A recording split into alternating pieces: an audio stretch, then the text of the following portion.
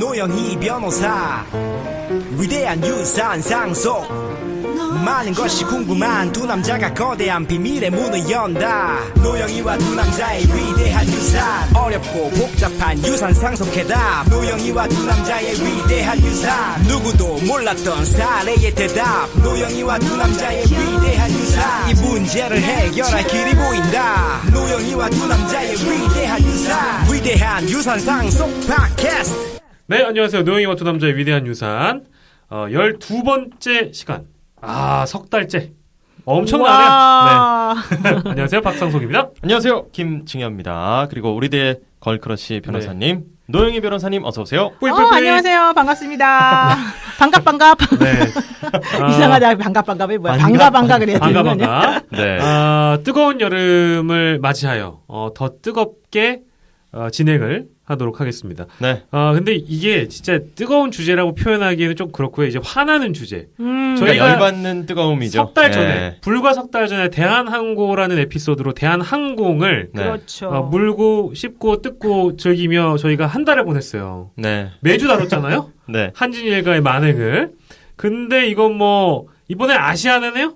그러니까 그때만 해도 대한항공만 이러는가 보다. 네. 그랬는데 이제 뭐 이 항공사들이 여러 가지 문제들을 지금 속속 꺼내놓고 있습니다. 그래도 네. 아시아나항공 측에서는 공식적으로 언론기관에다가 요청을 했다고 그러더라고요. 뭐라고요? 우리를 대한항공과 똑같이 취급하지 말아라.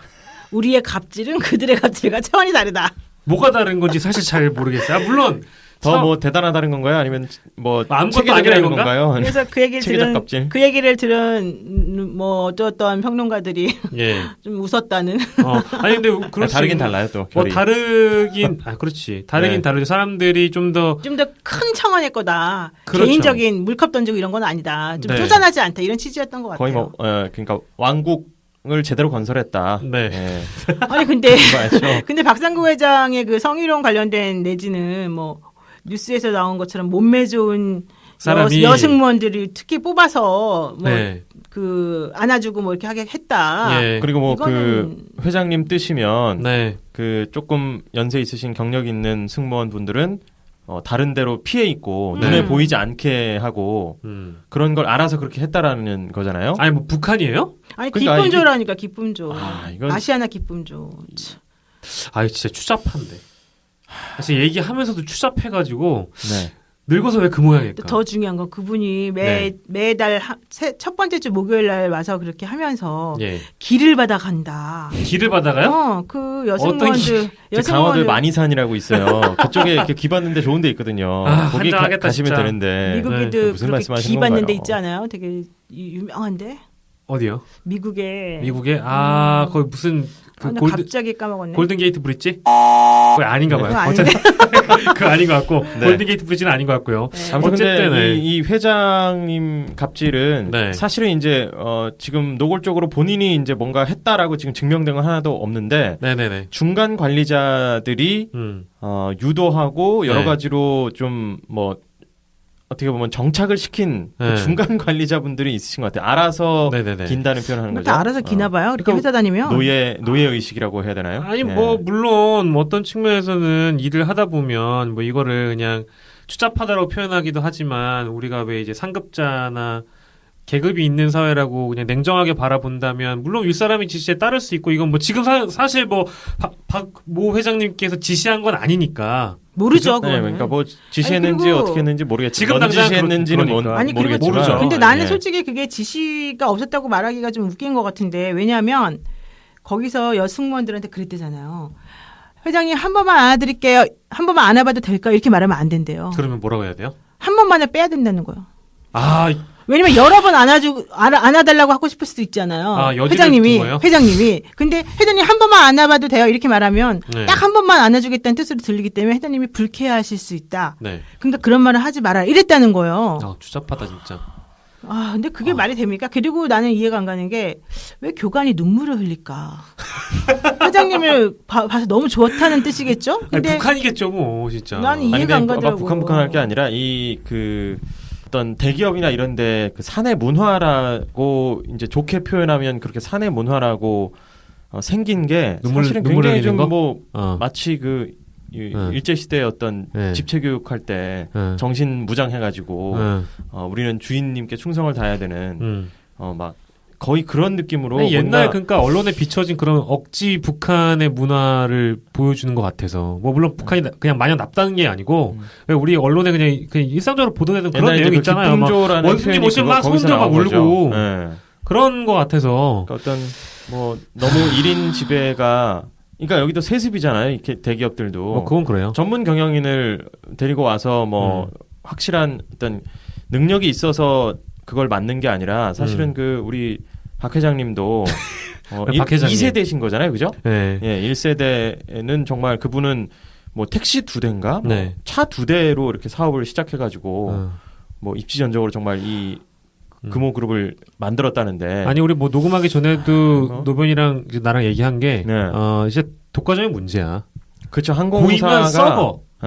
어디든 우리가 선택을 안 할 수 없잖아요. 그러니까요. 아니 우리는 그래도 거기 가기 싫어도 그 비행기 이용하기 싫어도 사실은 할 수밖에 없는 우리가 이용해야지 우리나라 항공산업이 발전하고 우리나라가 잘 된다라는 생각으로 사실은 비싸도 우리나라 항공사 이용한 경우가 많았는데 그 사람들은 그걸 이용해서 자기네 그냥 개인적인 치부를 하거나 개인적인 욕구를 충족시킨 데 썼다는 게 나는 너무 기분 나쁘고. 그렇죠. 그리고 그 노래 있잖아요. 나 너를 알고 사랑을 알고 우리 모르는 노래 어떡하지? 슬픈 꿈을 알게 되었네. 몰라 이거? 종이학이요?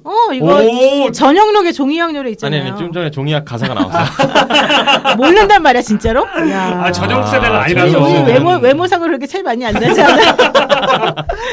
전영록이라는 아주 옛날 가수가 있어요. 그렇죠. 예. 부모님들이 다 막 배우에다 가수인 사람이 있는데 그분 옛날에 종이학 1000마리를 접어서 이렇게 사랑하는 사람에게 주는 슬픈 사연과 관련된 노래를 부른 적이 있어요. 네네네. 근데 이번에 그 뭐 몸에 좋은 여성분이 접대한 것도 물론 있지만 출산휴가 다녀온 여성분들은 종이약 1000마리를 접어서 회장님께 드려야 됐다는 거잖아요. 진짜 미치겠다. 아니 복직 감사 편지를 왜 씁니까? 내가 내 출산휴가 쓰는데. 그러니까요. 뭐가 우리가 시혜를 받은 건 아니잖아요. 어떤 측면에서는 이게 이제 막 드러났으니까 문제지만 양대 항공사 직원들끼리는 아마 서로 교류하면서 알고 있던 문제일 수 있어요. 아니 다 있는데 알았대. 사실은 대한항공 그죠? 나올 때 왜 아시아나 왜 안 나오나 그러고 있었는데 아시아나 내부에서 이랬잖아요.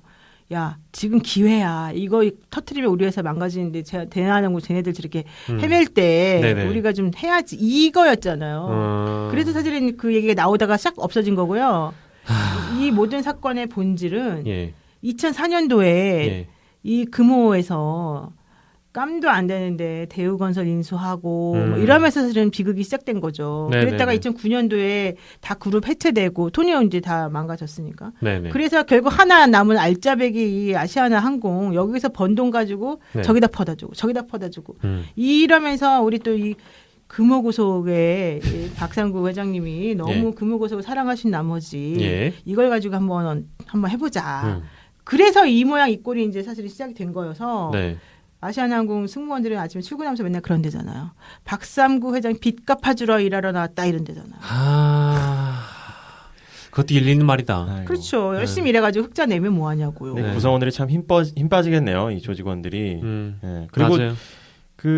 이제 대한항공이 지금 삐끗하고 있으니까 아시아나 우리 열심히 하자 해서 우리가 이제 기업 가치를 스스로 높이자라고 하는 그런 어떻게 보면 자기 최면을 열심히 걸어봤지만 터질 문제는 터질 문제는 언젠가는 터지게 돼 있는 거고 결국에는 이게 뭐 노밀 그러니까 자꾸 노노거리지 마요. 노영이잖아 내가. 기내식에 문제가 생겨서 사실 이게 불거지기 시작해서 부터 나와서 지금까지 이제 자, 기내식 가봅시다. 이렇게 된 건데 기내식 논란부터 한번 짚어보죠. 근데 기내식 어디가 맛있어요? 대한항공이 맛있어요? 아시아나가 맛있어요? 저는 사실은 대한항공이 비빔밥이었나요? 수줍게 한번 구백해보자면 저는 대한항공과 아시아나의 기내식을 단 한 번도 먹어본 적이 없습니다. 왜요? 제주도 갈 때만 탔나요? 저 이상하게 외항사만 많이 탔네요. 그러니까 대한항공이랑 아시아나가 솔직히 좀 비싸거든요. 외항사랑 비교해보면. 그렇죠. 그래서 캐나다 갈 때는 에어 캐나다를 타고. 그래서 뭐 일본 갈 때는 신혼여행 갈 때 이렇게 그런 거로 잡아주지 않아요? 아시아나나 신혼여행 갈 때도 그걸 안 탔네요. 그러고 보니까. 캐세이 퍼시픽탄 아이고 캐세이 퍼시픽 탔네요. 캐세이 퍼시픽이라래? 너무 지금 캐세이 퍼시픽 예, 캐세이 퍼시픽 탔네요. 그럼 뭐 아시아나 대한항공 어디가 맛있어? 욕하지 마요. 왜 욕을 해요? 죄송합니다. 어디가 맛있습니까? 넌 먹어봤어요? 저 기억 안 나죠? 저도 잘 기억은 안 나는데 비빔밥이 어디 대한항공인가요? 대한항공 비빔밥 맛있던 것 같은데요? 나는 옛날에 대한항공 하고 아시아나항공 너무 마일리지가 많아가지고 뭐 지금도 물론 마일리지가 있지만 그 마일리지를 막 다 쓰고 다 못 써가지고 막 사실은 버리고 왜냐면 걔네들 그 기한도 두고 그때까지 못 쓰면 막 소멸하고 있잖아요. 그래서 그랬던 기억이 많은데 여러분들은 그런 걸 안 탔다고요? 탈 기회가 없었죠. 타고 싶은데 좀 너무 비싸니까. 네, 옛날에 마일리지를 어디 외국도 공짜로 갔다고 그런 적도 있었는데. 근데 비빔밥 아마 대한항공 비빔밥이 뭐 기내식 그 상도 받고 고추장, 뭐 고추장이 맛있어서 그래요. 비빔밥은 고추장이거든 사실은. 어쨌든 밀렸네. 어쨌든 이번에 아시아나항공의 기내식 공급 업체를 갑자기 이제 교체를 하면서 그 첫날 7월 1일 굉장한 차질이 빚어졌어요. 이것 때문에 기내식이 안 와가지고 지연되고 막 비행기가 출발을 못하는 거야. 그런 사태가 벌어진 거야. 밥이 무슨 없어서. 촌극입니까 이게? 그러니까 82편이 그날 나가야 되는데 인천국제공항에서 81편이 기내식 없이 나갔잖아요. 근데 하나가 제대로 나갔잖아요. 그게 아마 박상구 회장이 탄 비행기였나 봐요. 한 밀이 제공되었다는. 아 진짜로요? 참. 아무튼 여기 협력업체의 대표가 이제 목숨을 끊은 걸로 발견이 되면서 이 기내식 논란 자체가 굉장히 크게 번지기도 했고 아시아나의 어떤 그 관련된 이슈들이 아마 기내식부터 시작이 된 모양이에요. 그래서 지금까지 불거져 왔는데 우리 녹음 당일까지 아무튼 박상구 회장의 옆에 몸매 좋은 그 승무원들이 붙어 있었다라까지 그런 얘기까지 나와 있는데 이 지금 하청 구조로 이루어져 있기 때문에 이제 이런 문제가 불거지기도 한 것 같고. 살짝 한번 짚어주시죠, 우리 박상성님. 이 윤 사장이 운영하는 업체가 2014년에 설립이 됐어요. 기내식 포장 전문 중소기업인데 샤프도 앵코의 4-5개 협력업체 가운데 하나입니다. CS 화인이잖아요. 네. 아니까 그냥 말해도 돼요. 그래요? 너무 조심스럽게 할 필요 없어요. 왜 그러는 거야? 좀 용기를 가져봐요. 네네. 어쨌든 이게 과정 자체가 다른 기내식 협력업체에서 음식을 만들어서 보내오면 이 윤 대표의 회사가 용기에 담아서 포장을 했고요. 샤프도 앵코를 건너서 아시아나항공으로 이어지는 다단계 하청 구조를 가지고 있습니다. 샤프도 앵코에서 사실은 그때 처음에 이제 게이트 구매 코리아라고 하는 회사가 그러니까 기내식 공급 업체로 새로 선정이 되면서 3월달에 짓고 있던 공장이 불이 나서 3개월 정도 이제 딜레이될 거다라고 하는 얘기가 있었잖아요. 그래서 샤프도 앵코가 3개월 정도 자기네가 하겠다라고 해서 들어왔어요. 그랬는데 샤프도 앵코가 사실 감당할 수 있는 그 용량이 안 되니까 사람들이 이제 불러 모아가지고 어쨌든 꾸역꾸역 만드는 것까지는 해봤다는 거죠. 근데 그렇게 하다 보니까 생산 시설 자체가 사실은 상당히 열악할 거 아닙니까? 사람들이 막 갑자기 복잡해지니까 제대로 이제 이걸 못 하는데 이곳에 포장 업체를 부른 거죠. 이 화인 CS의 직원들이 그리고 갔어요. 갔는데 정말 너무 이게 좁고 너무 발 디딜 틈도 없이 사실 너무 난장판이어가지고 그 사람들이 가서 처음에는 약간 벙쪄 있었다는 거야. 그러다가 음식을 얘네들이 이제 포장하는 사람들이니까 뭐가 이제 와야지 도시락에 이렇게 실어져 와야지 자기네가 포장해서 넘기는 건데 이게 안 오니까 한동안 멍하니 서 있는 거예요. 남의 영업장에 가서 공장에 가서 그런 과정 중에서 얘네들이 포장을 당연히 익숙하지 않으니까 못할 수 있잖아요. 그랬더니 이제 샤프도 앵코 쪽에서 당신들이 일을 제대로 안 해서 문제가 생기고 배송을 특히 이제 포장하고 배송을 해야 되는데 배송이 만약에 늦어지게 되면 너네들 다 책임져라 이렇게 협박을 한 거였죠. 그러니까 이제 아무래도 굉장히 압박감에 시달렸을 거고 작은 회사다 보니까 그 몇만 개의 기내식을 다 담당해서 물량을 감당할 수 없는 수준이니까 이제 결국에는 그런 극단적인 선택을. 그날 밤에 그날 밤이래. 그날 낮에 비가 많이 왔잖아요. 그러니까 그것 때문에 평상시 10분에 갈 거리를 40분, 50분에 갔다는 거예요. 그래서 그 전에 시뮬레이션 해봤을 땐 괜찮았는데 그날 그래서 망가졌다는 거죠. 애초에 기내식 한 3,000명분 정도를 준비할 수 있는 능력이 있는 샤프도 앵코에 그러니까 2만 명, 3만 명 정도 분량을 확 이제 10배죠, 10배. 거의 10배를. 떠맡게 된 거고 갑자기 샤프드앤코도. 네. 그리고 그거를 또 전가한 게 그 포장 용기 업체에다가 대표님한테 또 그렇죠. 다 밀어버리니까 그럼 진짜 사람 미쳐버리죠. 그거는 사실은 걔네들이 저는 샤프드앤코가 제일 문제였다고 보는 게 뭐냐면 물론 당연히 아시아나 잘못이지만 아시아나가 직접 전화해서 야 니네한테 다 책임을 물을게 이렇게 하지 않잖아요. 샤프드앤코에서 책임을 물었을 거예요. 왜냐하면 샤프드앤코가 15분 늦으면 100% 수수료 깎고 뭐 이런 거 있었잖아요. 30분 지나면 음식값 절반을 못 받게 그러니까 니네가 다 대라 이랬으니까. 그러면 그거는 사실은 책임 소재를 정확히 나눠가지고 샤프드앤코도 일부 책임을 지고 왜냐면 자기네가 뭔가 잘못했으면 또 내지는 이 CS1이라고 하는 곳도 책임이 있으면 지면 되는 건데 그걸 몽땅 다 이쪽에다가 다 몰아붙이게 되니까 사실은 CS1은 원래 하기 싫었다고 그러더라고요. 아 진짜요? 네, 근데 이제 샤프드앤코랑 협력업체로 일하고 있으니까 이거 안 하면 앞으로 안 해준다 해가지고 할 수 없이 그냥 하게 됐다는 또 갑질에 갑질이 이어진 거네요. 그래서 이 사장님이 28시간 동안 서서 일하다가 그 막 정신도 없는 상황에서 너무 압박이 심하니까 그때 변호사가 옆에서 말을 해줘야 되는데 그렇잖아요. 이거 이렇게 깔때기를 저 사람들이 사실 우리한테 하지만 이거는 당신 책임이 아니니까 그렇죠, 걱정하지 말아라. 이렇게 말해주고 사실은 좀 그분이 안심할 수 있게끔 누군가 해줬으면 되는데 아마 그분이 너무 마음이 착한 사람이었나 봐. 아마 그랬을 걸로 예상이 돼요. 이런 압박들이 잘못된 구조로 지금 형성된 건데 아시아나 자체가 지금 이 샤프드앤코에 갑자기 떠맡긴 것도 좀 제대로 된 방식으로 떠맡겨진 건 아니잖아요. 근데 샤프드앤코가 못할 것 같아 못한다고 해야죠. 그렇죠. 샤프드앤코도 자기 경영 판단으로 지금 했다고 한 거잖아요. 그렇죠. 그러니까 나는 이건 무조건 아시아나 잘못이라고 사실 볼 수는 없고 아시아나에서 뭐 15분, 30분 그러니까 사람들이 전부 다 아시아나가 너무 심하다라고 하는데 그렇지 않아요. 왜냐하면 기내식 같은 경우에는 제 시간에 공급하는 게 정말 중요하기 때문에 이런 조건이 붙는 거고 그건 다른 나라도 마찬가지죠. 그래서 아시아나 입장에서는 얘네는 경험이 없으니까 8일까지는 15분 늦어도 우리가 봐주겠다 이런 또 조항도 넣었었어요. 처음에 계약할 때. 그러니까 아시아나 입장에서는 우리는 할 만큼 했다 이런 얘기가 또 나올 수는 있는 거예요.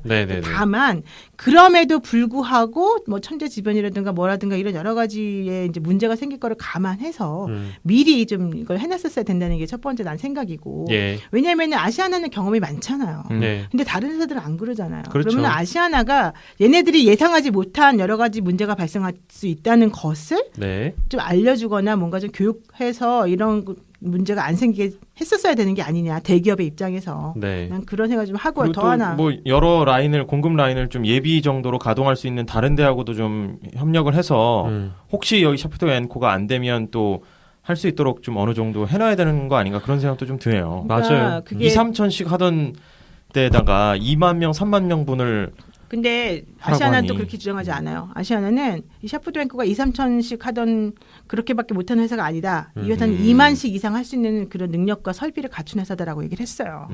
본인들은 그렇게 판단했다 이거죠? 네, 그렇죠. 그러니까 이제 그 부분에 대해서 좀 확인을 좀 해봐야 되는 부분도 하나 있는 거고 더 중요한 건 그래서 그 CS 화인의 대표가 사망을 했잖아요. 그러면은 당연히 유족들이 가서 장례도 치러야 되고 뭐 이것저것 해야 되는 건데 그 종업원들도 원래 가서 이제 해야 되잖아요. 상가집에 가서 못 갔대잖아요. 일하느라. 네. 왜냐하면은 그 회사에서 샤프드앤코 이런 쪽에서 왜냐면 어차피 비행기 계속 뜨니까 그쪽에다 대고 얘기했대잖아요. 당신들 지금 뭐 그렇게 됐다고 해서 일을 안 할 수 없다. 우리가 너네들한테 끝까지 책임 물리겠다. 이렇게 했다는 거야. 아유, 근데 사람이 죽었는데. 그러니까. 근데 또 이제 항공사 측에서는 사실은 뭐 밥을 줘야 되니까. 일은 일이라고 얘기할 수는 있겠지만 어쨌든 이렇게 사태가 이렇게 되니까 결국에 이제 회장님이 등장하셨습니다. 네, 회장님이 등장하셨고요. 7월 4일이었습니다. 네, 긴급 기자회견을 가지고 안 하느니 못한 안 하느니만 못한 사실 다 예상할 만한 그런 사과 멘트로 어쨌든 긴급 기자회견을 자청해서 사과를 했습니다.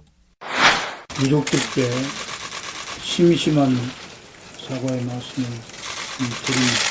이 자를 빌어서 우리 임직원들에게도 죄송하다는 말씀을 드립니다. 우리 승객 여러분들께 이 자를 빌어서 회장으로서 진심으로 사과를 드립니다. 뭐 이제 이런 한진일가도 그랬고 아시아나도 그렇고 또 그룹 차원에서 이런 일들이 터지면 대부분 사실은 임직원들도 분명한 피해를 입게 되는 것 같아요. 이미지는 이미지대로 다 상하고. 자신들 가장 이제 일선에서 대면하는 거니까 고객의 불만을 면전에서 받는 거는 이제 고생을 아랫사람들이 받는 거죠. 네. 감정 노동자들. 그렇죠. 진짜로, 네. 진짜로.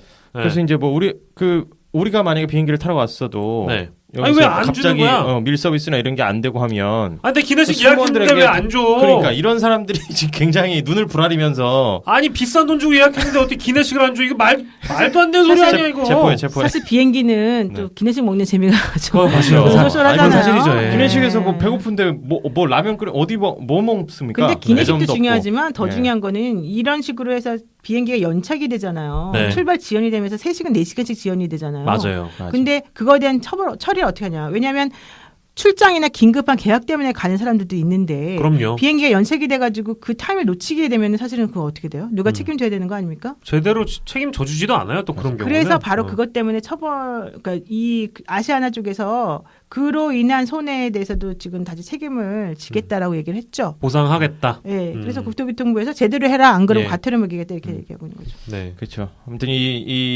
그때 뭐 검색어 막 오르면서 뭐 기내식 대란 해가지고 이제 난리가 났었는데 나누면서 그거와 관련해서 이제 저희가 먹는 얘기긴 한데 이제 블라인드라는 직장인들의 가명 뒷담화 임명 앱이죠. 곳이죠. 그곳에서 이제 이 승객 응대로 힘든 상황을 겪었다면서 어려움을 토로하는 글들이 많이 올라왔고 승객 기내식을 챙기느라 정작 뭐 승무원들은 밥도 못 먹고 기내 서비스에 나서야 했다 이런 얘기들이 좀 불만들이 지금 터져 나오면서 조금씩 이제 지금 논의들이 확장이 돼서 지금 또 다른 이 박상구 회장의 여러 가지 만행들 그리고 뭐 동영상도 공개되고 조직 문화 자체에 지금 큰 문제들이 있다라는 것들까지 이제 구조적인 문제까지 나오고 있는 상황이죠. 네. 결국엔 총알바지는 우리 승무원들께서 다 하신 거고 화는 화대로 승객들은 또 다 나는 거고 이런 화난 승객들한테 보상 쿠폰을 나눠줬네요. 30에서 50달러의 면세품을 살 수 있는 살 수 있는데 아시아나항공권 살 때 붙을 수 있다고 이렇게 열받는데 아시아나를 또 타러 그런 생각 들 거 아니에요. 그리고 또 그 기한 있잖아요. 사용 기한이. 또 기한도 그래가지고 있어. 그 기한이 있으면 더 화나는데 비행기 기내 면세 이용하겠다고 모든 사람들이 다 손드니까 30, 50 이거 내가 지금 여기서 써버리겠다. 그래서 여기서 써버려야지. 그러니까 그 기내 면세 서비스 하는데도 지금 정신이 없어가지고 그 랜딩 할 때도 굉장히 고생했다는 거예요. 랜딩 할 때 앉아야 되는데 앉지 못하고 기내 계속 그거 면세 물품 갖다 주느라고. 갖다 주느라. 그러니까 안전에도 굉장히 위험이 있었던 거예요. 지금. 근데 또 안전에 담당하는 사람들은 밥을 못 먹었어. 그렇죠. 그리고 막 비즈니스 탄 사람들은 라면 끓여주고 막 있어. 진짜 최악이다. 근데 진짜 비행기에서 끓여 먹는 라면은 맛있죠. 맛있겠죠. 우리 너무 먹어봤어요? 다른 저 못 먹어봤어요. 저도 못 먹어봤어요. 비행기에서 라면 못 먹어봤지만. 진짜 그 비즈니스석에서는 원래 그 해준다면서요? 해준다면서요? 해줘요. 그 옛날에 그 전문가 누군가 대기업 사람 갑질하다가 잘린 사람 그 사람도 그 라면 끓여달라 그랬다가 맛없다 그래서 잘린 거다. 맞아요. 그 라면으로 험한 소리 했다 그랬죠. 그런데 이거는 여담인데 대한항공이나 뭐 아시아나 같은 데에서 뭐 라면이나 뭐 그런 거 혹은 차 이제 뜨거운 차 주잖아요. 그거 달라고 했다가 만약에 쏟아가지고 화상을 입었어요. 그런 경우 여러분 보상 어떻게 주는지 알아요? 이건 실제 사건이야. 화상을 내가 입었어요? 내가 입었어요. 내가 손님인데 내가 입었어요. 보상을 누가 해주느냐? 원래 보상을 받아야죠. 당연히 항공사에서 해줘야 되잖아요. 그럼 그렇죠. 그 보상의 내용이 뭐예요? 보상의 내용? 그러니까 무슨 그러니까 치료비 당연히 해주고 치료비 해줘야 되겠고, 그렇죠? 그다음에 또 위자료? 위자료 줘야 되잖아요. 그리고 그 사람이 치료받으러 다니는 동안에 일 못하면 그것도 돈을 줘야 되잖아요. 그렇죠. 네네네. 근데 실제 사건이에요, 이거는. 비행기에서 실제 그런 일이 있었는데. 그런 일이 있었던 분인데 소송을 했더니 그러니까 걔네들이 원래 그거 안 해준다 그래가지고 소송했겠죠. 그랬더니 위자료 100만 원 나왔대요. 100만 원이요? 그러니까 여기 다리 이 허벅지하고 이 그 사이에 내가 사진으로 봤는데 엄청난 큰 흉터가 화상을 났고 입었는데 그리고 사실은 이게 영구 화상이 이제 남는 거였어요. 네네네. 근데 소송을 했는데 100만 원 받았어요. 이유가 뭐예요? 뭘 근거로 그렇게 됐어요? 항공사 측에 과실이 없다는 건가요? 그러면 항공사 측 과실이 있으니까 항공사한테 위자료를 받았죠. 그리고 항공사 100만 원이면 뭐 이게 그러니까 100만 원 가지고 뭐 하라는 거 도대체 위자료를. 그러니까요? 이유가 뭐야? 이유가 뭔지 알아요? 이유가 내가 주문했다? 아니. 잠깐, 되게 황당한데 그럴듯한데? 야, 되게 황당한데 그럴듯하다. 당신이 주문할 때 그것까지도 감수하고 주문하면 화상 입어도 내가 책임지는 거야? 뭔가 그렇게 각서 쓰고 라면 먹을 때는 한번 알아맞혀봐. 근데 지금 방금 김군이 얘기한 게 엄청나게 우리 김진현 씨가 얘기한 게 엄청나게 아니시라잖아요. 그러니까 아니라고 그래가지고 그럼 뭐지? 그러면 아마 승무원이 쏟지 않았다? 비행기가 흔들려서 떨어진 거니까. 사실은 그럴 경우는 그건 천재지변에 속하는 건가요? 천재지변까지 아니지. 아니지만 어쨌든 외부적인 요인 때문이니까 그거를 너무 많이 감안해주지 않는 건가요? 그게요, 너무 황당하게 쏟아서 화상을 입은 부위가 노출 부위가 아니라는 거예요. 내가 아까 말했잖아요. 허벅지 안쪽이라 그랬잖아요. 네. 우리가 종아리에다가 만약에 그런 식으로 쏟았으면은 매일 스커트 같은 거 입을 때 보이니까 상당히 스트레스 받고 문제다. 그런 얘기였던 거예요. 근데 이 허벅지 안쪽에 좀 그 위쪽에다가 이렇게 화상을 입고 나니까 그냥 어차피 너 뭐 바지를 입든 뭘 입든 간에 가려지는 거 아니냐. 판사가 그렇게 판단을 했다. 이게 말이 돼요? 그거 도대체 왜죠? 좀 약간 재판거래 의혹을 제기합니다. 아니 근데 더 웃긴 건 그 100만 원 주겠다고 변호사 비용 얼마나 썼겠어요. 당연하죠. 대한항공에서 마이너스죠, 마이너스. 그 법무법이네. 하하. 그럼 그쪽 항공사 쪽이 변호사를 잘 쓴 건가요, 그러면? 아니 노영희 변호사님을 쓰신 건가요, 혹시? 또 이렇게 깔때기가 들어오네요. 내가 그러면 이렇게 그건 아니겠지만 근데 이게 너무 우리 상식하고 되게 다른 판결들이 굉장히 많네요. 그게 벌써 몇 년 동안 이것 때문에 신경 쓰고 고생했는데 아까 말한 대로 그 치료를 받으러 다니느라고 그 사람이 일을 못 하고 있을 거 아니에요. 네. 이번은 물론 바빠서 못했다 치더라도 그랬더니 어떻게 됐어요? 그 치료 받으러 다니는 동안 일 못한 거에 대해서는 또 보상도 안 해주고 그냥 오로지 딱 그 치료만 해주고 그러면서 앞으로 치료비를 300만 원 정도 더 든다고 이제 의사 소개 하나 나오니까 300만 원 주라고 하면서 100만 원 더 줬다는 거예요. 말이 돼요 이게? 그분 보험은 있었겠죠 어쨌든 보험으로 좀 누구의 보험? 그분 자체 보험. 그분 자기 상해 보험 같은 거요? 네, 자기 보험으로 어쨌든 그런 일 못하는 거 이런 거 어쨌든 다른 사람의 불법 행위 때문에 원래 그런 식으로 상해를 입었을 경우에는 그 원래 보험으로 처리되나요? 원래 안 되지 않아요? 근데 본인 스스로가 우연적으로 그런 거는 이제 되겠죠. 본인이 우연한 사고로 인해서 다쳤다거나 이랬을 경우에는 그 보험으로 커버가 되지만 물론 이 사람이 그 보험을 했는지 안 했는지 모르겠지만 어쨌든 그건 아니었어요. 그래서 내가 이제 항소심을 하긴 할 건데 나는 그래서 그게 너무 어이가 없더라는 거예요. 아직 그게 확정된 건 아니에요? 1심 판결이 그랬다는 1심 판결 거고 그랬다고요? 당연히 항소해야겠네요. 2심도 우리나라는 손해배상 체계가 좀 안 좋게 돼 있기 때문에 내가 봤을 때는 잘 안 될 것 같아요. 근데 문제는 왜 그런 식으로 서비스를 그렇게 그 항공사 측에서는 책임 없다는 쪽으로 왜냐하면 이제 한 사람 해주면 또 해줘야 된다 이런 것 때문에 그러겠지만 그거 자체가 나는 말이 안 되는 거 아니냐. 그렇죠. 그렇죠. 황당하죠. 아니 근데 그게 얼마든지 있을 수 있는 일이고 있잖아요, 당연히. 일어난 일인데. 아니 그럼요. 그게 말하지 조용히 해야 돼. 그거를 누구한테나 다 있을 수 있는 일이에요 그런 거는. 실제로. 근데 내가 그 사진을 봤거든요. 내가 물론 그 의뢰인이 우리 사무실 왔을 때 옷을 벗겨서 이렇게 얼마나 흉터가 있으니까 보진 않았지만 그 사진을 봤는데 사진이 이렇게 벌겋게 이렇게 살이 찢어져가지고 이렇게 안에 빨갛게 그 속살이 보이는 있잖아요. 그런 거였었어요. 근데 그게 상당히 컸거든요. 근데 그거를 그런 식으로 나는 판사님이 왜 그랬나? 1심 변호사님이 너무 못했나? 사실 이런 생각이 들고 두 번째는 그 판사님은 대한항공이나 이런 관계인인가 이런 생각이 들 정도예요. 진짜 그 정도네요. 들 정도로. 진짜 그 정도. 좀 말이 안 되는 거 같아요. 우리가 상식적으로 봤을 때도 굉장히 좀 괴리가 있는 판결이긴 한데.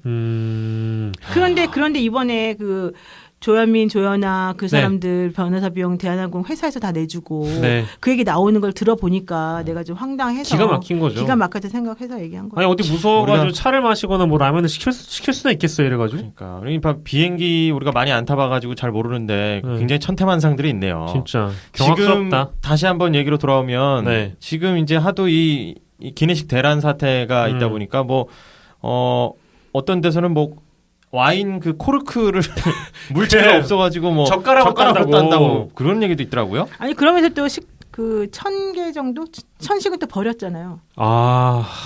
진짜. 그 음식을 남은 걸 버렸는데 왜 버렸냐 그거 알죠?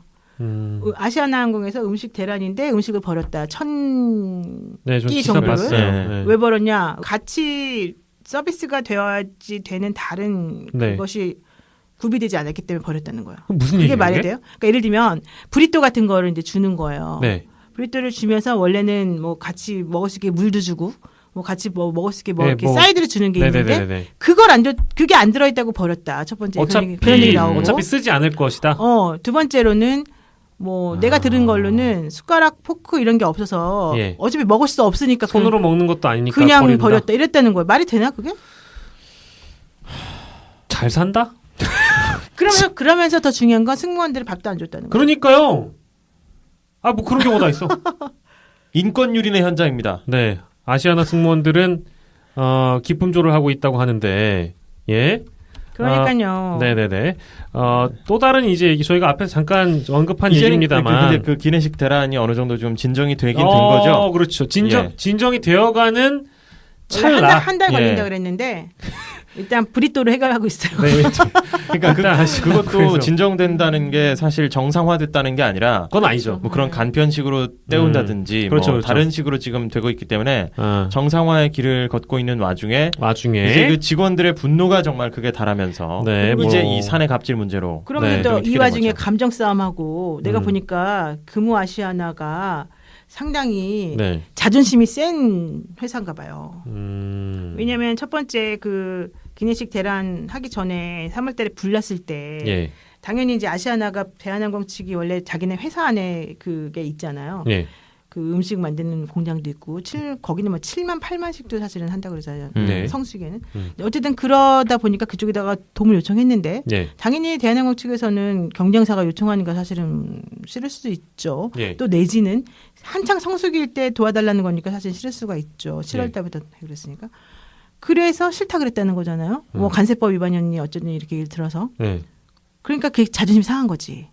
아시아나는. 그래서 두 번째 또 LSG라고 하는 원래 기내식을 공급하는 회사하고 계약을 체결을 했었다가 5년마다 한 번씩 바꿨는데 1,600억 원에 상당하는 그런 신주 인수권부 사채를 니네가 가져가고 돈을 좀 투자해라 했더니 싫다 그랬잖아요.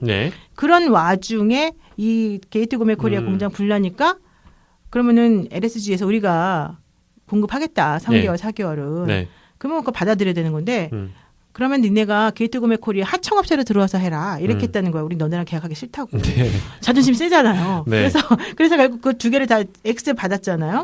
그리고 난 다음에 샤프도앵커라고 지금 한 거잖아요. 근데 또 샤프도앵커는 하청으로 안 해주고 그냥 샤프도앵커부터 직접 계약을 체결했다는 거예요. 그러니까 이제 쟤네들에 대해서 미우니까 이렇게 한 거잖아요. 세 번째로 아까 박상구 회장 와서 대한항공이 안 도와줘서 이랬다고 또 뒤끝 장렬로 또 사과문에서 그렇게까지 말했잖아요. 그러고 나니까 대한항공에서 너무 기분이 나빠가지고 우리 어제 너네한테 도와준다고 하지 않았냐. 이제 이렇게 사태 나니까. 그러니까 이제 필요 없다. 사태 났는데 이제 와서 우리 망신 당할 거 다 당했는데 이제 와서 뭐 하려고 도와준다고 생색만 내니 이래서 싫다 그랬다는 거잖아요. 그러니까 되게 자존심이 세신 분인 거죠. 길을 많이 받아서 그런 것 같아. 길을 받아도 너무 많이 받았나 봐요. 그러니까 너무 과하게 받으셔가지고 기업이 내 거라는 생각을 하고 있으니까 내 감정대로 이제 그렇지, 내 감정만 소중한 거지. 하는 게 아니라 내 감정대로 이제 판단하는 거예요. 승무원들이 얼마나 힘들지 아니면 승객들이 얼마나 고통받을지 생각 안 하고 그냥 자기가 기분 나쁘니까 우리는 자존심 세워야 되는데 이 생각만 했겠죠. 그래서 욕을 얻어먹는 거야 이분이. 사실 근데 외모를 딱 봤을 때는 인자하게 생기고 얼굴에 또 이렇게 윤기도 흐르고 제가 보기에는 또 괜찮아 보이기도 하잖아요. 한진 일가들의 얼굴만 너무 많이 봐서 박상구 회장 얼굴 또 보니까 그냥 무난하다 라는 평가를 할 수는 있겠어요. 그러니까 그 사람이 워낙 있는 집에서 태어나가지고 행복하게 살아가지고 자기 마음대로 다 하고 사니까 얼굴이 찌그러질 수가 없는 거지. 기를 많이 받아서 그런가? 생각해봐요. 뭐가 기분이 나쁘겠어요. 다 사람들이 오냐 해주지. 해달라는 대로 다 해주지. 돈도 많지. 세계 곳곳을 다니면서 하고 싶은 대로 다 하고 사는데 얼굴이 나쁠 수가 없잖아. 솔직히 말해서. 그다음에 몸에 좋은 거 다 먹을 거 아니에요. 아 그렇죠. 근데 몸에 좋은 거 다 먹고 똑같이 그런 부자들인데 왜 이렇게 한진이랑 많이 차이가 나는 것 같죠? 느낌상? 어떤 차이가 난다는 그냥 거야? 뭐 인상에서도 그런 것 같고. 그러니까 그쪽에서 낫다는 거야? 대한항공보다? 아니, 굳이 생각하자면은 우리가 또 그런 막 욕설이나 이런 걸 안 들어서 그런가? 이명희 씨 막 이런 것처럼 막 박상구 회장의 어떤 욕설이나 그 사람들이 욕설하지 않아요. 그런가요? 네. 그 사람들은 이상한 다른 건 하지. 금호 같은 경우에는 이상한 다른 건 뭐요? 아까 말한 사장님을 보니까 너무 즐거워요 이런 거 있잖아요. 네네네. 다른 차원의 즐거움, 다른 차원의 해소. 왼쪽 팔짱 오른쪽 팔짱. 금호는 또 예술 쪽에 뭐 투자도 해가지고 왜 그 콘서트 홀 있잖아요. 그렇죠. 맞아요. 어디요? 그러니까 그 종로 쪽에 있는 머시기 홀이 있구나. 네네네. 음악회도 하고 하는.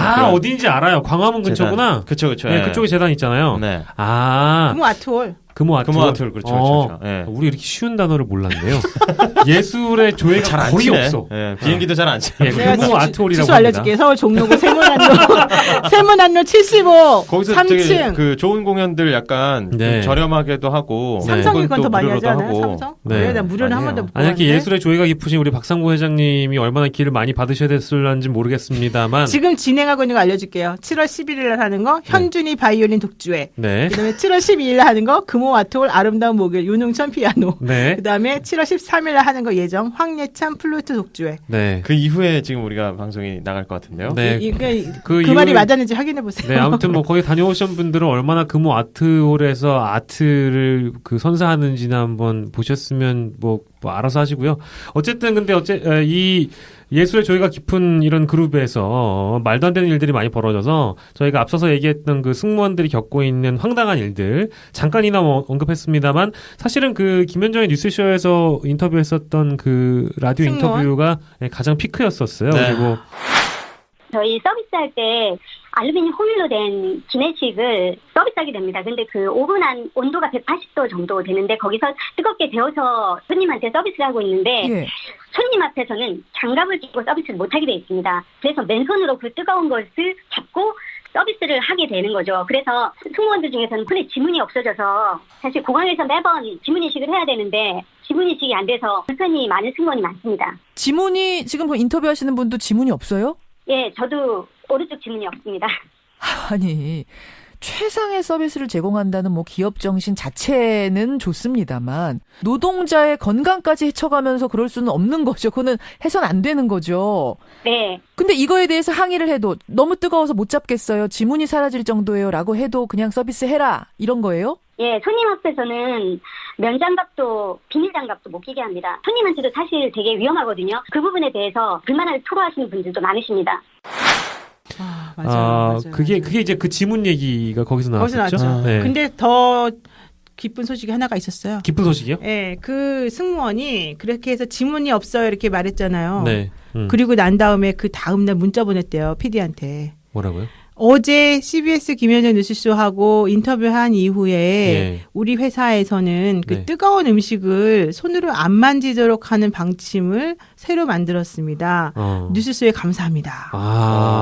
그러니까 지문이 없는 이유가 이제 뜨거운 은박지로 쌓이는 그 한 밀을 손으로 들어라라고 하는 규정 때문이었는데 그게 한번 나가고 나니까 이제 워낙 그 회사에다가 욕을 한 사람이 많았겠죠. 당연하죠. 그러니까 갑자기 방침을 바꿨다는 거야. 그전에는 손으로 들어야지 예의가 있는 거다. 뭐 이렇게 좀 뜨거운 거를 장갑 같은 거 끼고서 하면 안 된다. 이렇게 해서 안 했던 사람들이 하루아침에 갑자기 예의를 벗어버리고 당신들에게 질문을 돌려지 마. 그 예의를 거잖아. 벗어버리고 그렇게 쉽게 예의를 벗어버리면서 그러니까 그렇게 그 변절하면서 바꿔면서 왜 그렇게 오랫동안 고집했는지 수십 년간 예의를 강조했을 거 아니에요. 심지어 그 위에 있는 선배들은 이렇게 해야지 니네 지문이 다 달아서 없어진단다 하면서 이게 예의야. 그렇죠. 이게 예의 범절이란다. 이렇게 하면 들어버려. 그래서 내가 방송에서 그랬잖아요. 아니 당신들도 한번 그 뜨거운 거 손으로 잡아보지 그랬냐. 왜 니네는 안 하면서 시켜봐야겠네요. 왜 니네는 안 하면서 왜 남한테 시키냐. 남의 귀한 집 애들을. 그러니까요. 그랬다니까요. 이렇게 바뀔 수 있는 거는 어쨌든 밖으로 용기 있게 나와서 외치는 걸로 시작을 하는 거죠. 이런 변화들은. 맞아요. 그리고 뭐 출산 휴가 갔다 와가지고 회장님께 복직 감사 편지 써야 했다는 거 아까 조금 잠깐 전에 말씀드렸지만 뭐 그런 거부터 뭐 송편 빚고 뭐 세배하고 이런 과잉충성이 만든 그런 사내 문화들이 그냥 자연스럽게 이제 체화돼서 그리고 혹은 확대 재생산돼서 그렇게 이제 승무원들 왼손으로 서비스해서 지문 다 닳게 되고 이런 좀 지금에 와서 좀 황당하게 느껴지지만 그 안에서는 자연스럽게 흘러내려온 그런 문화인 거죠. 이제는 좀 바로 잡아야죠. 진짜 이것도 보면 그 항공회사들 뭐 어느 회사나 다 마찬가지겠지만 거의 모든 조직이 참 갇혀 살아요. 그 안에 있으면 너무 유치한 것 같지 않아요? 유치하죠. 지금 보세요. 아까 금방 말씀하신 게 뭐 세배하라고 그랬다고요? 세배하라고 그러고. 근데 지난번에 대한항공에서 조현민 씨 얘기 나올 때 무슨 얘기 나왔어요? 생일 파티 해주는 얘기 나왔잖아요. 전문인들한테 생일 파티 해준다고 막 서로 노래 부르고 율동하고 막 그랬대잖아요. 그래서 너무 사람들이 유치한 것 같아. 왜 그러는 거야? 되는 건가? 저는 근데 그거를 자기 입으로 이렇게 니네가 해라라고 했을 가능성도 있지만 얼핏 얘기했을 수도 있지만 그 중간에 있는 사람 누군가 분명히 시켜왔고 그 시킨 한 번이 어떤 우리 회장님이나 우리 전무님이나 상무님의 기쁜 표정을 보고 나서 그게 문화로 자리 잡지 그렇죠. 않았을까? 아니 그럴 수 있는데 그 사람들이 갑자기 그분이 승진하고 그치. 중요한 건 그분들이 그런 걸 보고서 기뻐했다는 거예요. 아니 정상적인 사람이라면 그렇죠. 야 이런 거 하지 말아라라고 해야지 되잖아요. 근데 창피스럽게 뭐 하는 거야? 그걸 보고 기뻐한다는 거는 그 본인이 암시를 주는 거잖아요. 이렇게 계속 해라. 그러니까 나는 그게 그리고 그 사람들이 처음에 왜 그런 기획을 했겠어요. 중간 관리자들이. 그냥 가만히 있다가 저 사람 저걸 좋아하겠지 하면서 혼자 막 생각해내서 했을까? 그건 아니잖아. 그렇죠. 평상시에 그 회장을 보니까 이 사람이 이런 걸 좋아하는구나라고 해서 했겠지. 그렇죠. 그래서 리더로서의 처신이 그러니까 지시를 안 했다 하더라도 그런 걸 뭐 기뻐하고 계속 유지하게 했다는 것 자체가 리더로서의 처신을 잘못했다라는 얘기로밖에 할 수가 없겠고. 근데 우리 이러다가 진짜 대한항공도 못하고 아시아나항공도 블랙리스트 올라가지 못하는 거 아니에요? 외항사가 있습니다. 네, 외항사 걸 타시면 되고요. 외항사권이 근데 타이밍 안 맞아요. 잘 시간이. 잘 안 맞긴 해요, 사실은. 외항사가 좀 불편한 점도 많이 있습니다. 지네어도 타기 힘들 거 아니야. 또. 힘들죠. 많이 깠잖아. 우리는 사실 한진권 못 타죠, 이제. 그래 진짜요? 이거 말이 그렇고요. 어쨌든 뭐 내부에서 이런 폭로들이 계속해서 나오고 있고 외부에서는 또 이제 항공사의 많은 입김을 또 불어넣고 있고. 근데 이게 이제 막 이렇게 얘기를 하면 그래 뭐 어쨌든 그들 문화고 그 사람들이 힘든 거지 우리하고 무슨 상관이 있냐 이런 얘기를 할 수도 있는데 사실은 이제 그 박상구 회장이 오거나 하면 보안 교육이나 혹은 뭐 여러 가지 이제 항로 같은 거 미리 이제 오리엔테이션하고 하잖아요. 그럼 이제 어떻게 안전하게 비행을 해야 되는지 그런 회의들을 할 텐데 그런 회의를 하다가도 그렇지 하다 말고 다 싹 다 없어지고 헤쳐 모여서 당신은 뭐 이걸 해야 된다는 거예요. 태어난 사람. 그러면은 그런 제대로 된 오리엔테이션 교육 없이 승무원들이 타서 항로에 대한 숙지가 안 돼 있는 상태에서 어떤 일이 벌어졌다면 이거는 승객들의 목숨도 위험할 수 있는 그런 상황인 건데, 그러니까 우리가 비행기를 타는 승객들의 안전에도 지금 위협을 가하는 그런 상황들이 계속돼 왔다라는 거죠. 안전 얘기하니까 안전 의무 위반으로 과징금 처분을 가장 많이 받은 항공사가 누구냐 이걸 묻고 싶습니다. 누구일까요? 대한항공과 아시아나항공이라는 거죠. 네, 우리 양대 항공사가 안전 의무를 제일 안 지켜. 어떻게 안 지켰나요? 이게 말이 됩니까? 국적항공사의 안전의무 위반으로 인한 행정처분 부과 현황을 보시죠. 2014년부터 올해 7월까지 5년 동안 대한항공과 아시아나항공이 탑인데요. 각각 10건의 과징금을 부과를 받았어요. 나란 1위입니다. 세상에. 그 뒤에 때 따로 있지. 그래서 그 뒤에 거는 뭐 궁금하실까봐 저희가 부가적으로 읊어드리면 이스타항공이 6건, 제주항공이 5건, 티웨이 항공이 5건이고요. 물론 이제 이 기사를 보고 어떤 분은 그러시더라고요. 아니 이거는 대한항공이나 아시아항공이 편수가 제일 많으니까 이런 과징금 부과하는 건 당연히 많은 거 아니겠어? 라고 얘기하지만 자랑이다. 편수가 자랑이다. 씨. 자랑이냐? 많을수록 더 안전해야죠. 그렇죠. 규모의 경제로 따지자면 훨씬 더 안전할 거라고 믿고 우리가 또 그 대형 항공사를 또 선택하는 것도 있잖아요. 그래 이스타, 제주, 티웨이 다 괜찮아요. 과징금 액수는 어떻게 돼요? 과징금 액수는 대한항공이 70억 750만 원 가장 많고요. 아시아나항공 24억 1,500만 원입니다. 그래도 아시아나항공의 금액은 좀 낮네요. 네. 그리고 아시아나항공 과징금은 똑같이, 그러니까 부가 건수는 똑같아도. 네, 그렇죠. 그러면은 이 얘기는 그 얘기네. 대한항공이 훨씬 더 위험한 안전 의무 위반을 했다. 그렇죠. 위험한 일들을 많이 더 벌였다. 그러니까 과징금을 많이 받았다는. 근데 또 뭐 아시아나항공은 부품도 노후된 거 쓰고 막 그랬다면서요. 잘 교체도 안 하고. 그게 돈이 없어 그래요. 그래요? 그럼 아까 말해줬죠. 2004년에 대우건설 인수하면서 망하고 2009년에 그룹 해체되면서 빚이 많아가지고 얘네들이 할 수가 없었대잖아요. 그러니까 자꾸 할 줄 해서 사고도 나고 막 부딪히고 하는 게 다 좀 이유들이 있는 것 같아요. 아시아나 항공 그 기장들도 힘들어했어요. 참. 나 진짜 근데 그 비행기 탈 때마다 느끼거든요. 이게 나의 목숨을 기장과 승무원에게 맡긴 것밖에 안 돼요. 사실은. 근데 그렇죠, 사실 그만큼 그 안전을 담보 받으려고 비싼 돈 내고 비행기 타는 거란 말이에요. 그러면 그 사람들한테 최고의 대우를 해줘야지 내 목숨도 보장받는 거 아니겠어요? 그렇죠. 실제 사고가 날 뻔하더라도 그 기장 하나의 어떤 민첩한 능력 이것 때문에 우리가 살 수도 있는 거잖아요. 맞아요. 우리 그런 사례 많이 봤잖아요. 아, 그럼요. 네. 기장의 기지로 뭐 수많은 생명을 구해 이런 건 또 많이 봤는데 엉망이다 진짜. 네. 아시아나 항공이 뭐 대한항공 하는 거면 또 다들 하나씩 다 하나 봐요. 다 하나 봐. 같이 진짜. 하나 봐요. 이번에 또 불거진 거죠. 등기 이사 문제죠 이번에는. 또 나왔어. 대한항공도 하는데 왜 우리가 왜 안 하냐. 외국인 등기이사가 6년 동안 불법 재직한 게 드러났는데요. 예. 아시아나항공 법인 등기부 등본을 보면요. 미국 국적의 박모 씨가 지난 2004년 3월부터 2010년 3월까지 6년 동안 아시아나항공의 등기이사 겸 사회이사로 재직했는데 이분 요 박 씨 박 회장님의 지인이랍니다. 이거 다 잊지 못하는 게 이 기사를 보니까 절대 잊지 못합니다. 브래드 병식 박 씨라고. 진짜야. 제니퍼 이름이 브래드 병식 박 씨야. 맞아요. 잊을 수가 없어 내가. 그래도 좀 우리 이름을 다 또 버리지 않고. 그렇지. 브래드 병식 박 씨인데 어쨌든 브래드 병식 박 씨가 등기이사 겸 사회이사로 재직을 했었다는 얘기예요. 근데 이게 그 당시에는 이거 자체가 불법은 아니었다고 하더라고요. 시기상 다르다. 네네.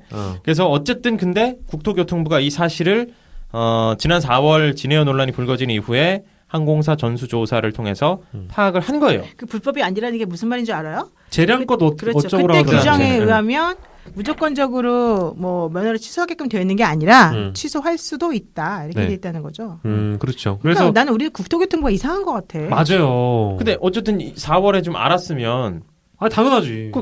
그 얘기하면 자기네가 또 욕 먹는데 그걸 뭐라고 자수하겠어. 그러니까 혹시나 이거는 그 안에서 또 그런 얘기가 있었겠지 당연히. 이거 지금 나가봐요 우리한테 좋을 거 하나도 없는데. 근데 이게 또 그 장관이 사실은 바뀐 이후에 장관님이 욕을 얻어먹을 수도 있어요 국토교통부. 근데 이건 다 옛날 사람들이 집권할 때 있었던 일이라는 거. 그러네요. 네 맞아요. 그렇다고 하더라도 그죠? 그렇다고 하더라도 전수조사 그러니까 진짜 우리 김진경 씨 말대로 이럴 거면 왜 한 거야? 전수조사 의미가 뭔지 알아요? 전수조사 다 조사한다. 전수를 조사한다. 그러니까 다 한다. 다 한다 이 의미 아니겠습니까? 정확합니다. 네. 다른 의미가 있나요? 네. 맞습니다. 모집단을 모두 조사하는 방식이다. 네. 너무 간편하게 얘기했나요? 그렇죠. 네, 다 조사한다. 표본조사, 샘플조사 아니고요. 네네. 전수조사 통해서 그래서 다 파악했는데. 근데 얼마나 힘들겠어. 그럼요. 공무원들도 힘들어서 이제 얘기하려고 하고 있는데 3개월밖에 안 지났는데 뭐라고 하는 건가요? 영어를 센서스라 그러는 거야. 참. 우리 잉글 센서스처럼. 재밌네. 그렇습니다. 깨알 재미와 또 깨알 지식을 얻어갑니다. 오늘 브래드 병식 박 씨 이후에 전수조사는 다 조사한다라는 여러분들의 깨알 지식을 또 알려드렸고요. 지식까지는 아닌데 정보였고요. 그 사람 사회이사였죠? 브래드 사회 겸이긴 한데 등기이사 겸 사회이사로 재직을 했다고 하니까. 근데 지인이고요. 그러니까요. 지인이고 아는 사람 중에 좀 회장님 없어요? 없어요. 우리 노영희 회장님 만들어드리려고. 우리는 왜 이러는 거야? 우리 정말 너무 열악한 것 같아. 없어. 아는 사람 중에 이상한 회장님은 있겠지. 돈 없는 사람들. 이상한 회장님은 계시는데. 저희 친목 회장님 계시고요. 친목 회장님이요? 네, 그냥 조기축구 회장님 계시고요. 그런 종류 회장님들은 많이 있습니다. 어디 가나 명함 하나씩 파고 들고 가시는 분들. 좋습니다. 어쨌든 오늘도 우리가 간략하게 앞서서 여러 가지 이슈들을 좀 점검을 해보고 왔는데 참 이 재벌 관련된 일들은 끊이지가 않는 것 같아요. 잊을만 하면 A가 또 잠잠해지면 B가 또 들고 나오고 B가 또 잠잠하면 또 A가 또 다시 한번 반복되는 이슈들이 많이 나와서 그 대기업의 리스크 중에 가장 큰 리스크가 오너 리스크라고. 오너가 없는 게 나. 오너가 없어야지 기업도 잘 돌아갈 정도니까요. 아무튼 오너에 대한 얘기를 저희가 좀 해봤는데 우리가 오너가 아니라서 그런 말을 편하게 하는 거 아니에요? 그럴 수도 있다라는 생각도 좀 들긴 하지만 어찌 됐든 대한민국에서 그것도 이제 거의 기간 산업에 가까운 이런 우리 항공사들에서 벌어지는 이 일들에 대해서 참 많은 분들이 혀를 끌끌 차셨을 텐데 그 얘기 다시 한번 또 짚어봤고요. 아무래도 불법이 자행되더라도 불법을 눈 감아주는 사람이 반드시 있고 또 그 불법에 대해서 침묵하는 사람들이 많이 있기 때문에 이럴 때일수록 더 자성의 목소리도 더 높아져야 될 것 같고 내부적인 고발도 끊임없이 계속돼야 되는 것 같습니다. 노변에게 물어봐 2MC 이끌어가 산상속 분쟁 그리고 법률 문제 네가 필요한 사례들로 불러주네 고민과 근심은 털어놔 I don't care 본격 정보 법률 팟캐스트 진짜 살아있는 real episode 노변에게 물어봐 2MC 이끌어가 노영이와 두 남자의 위대한 유사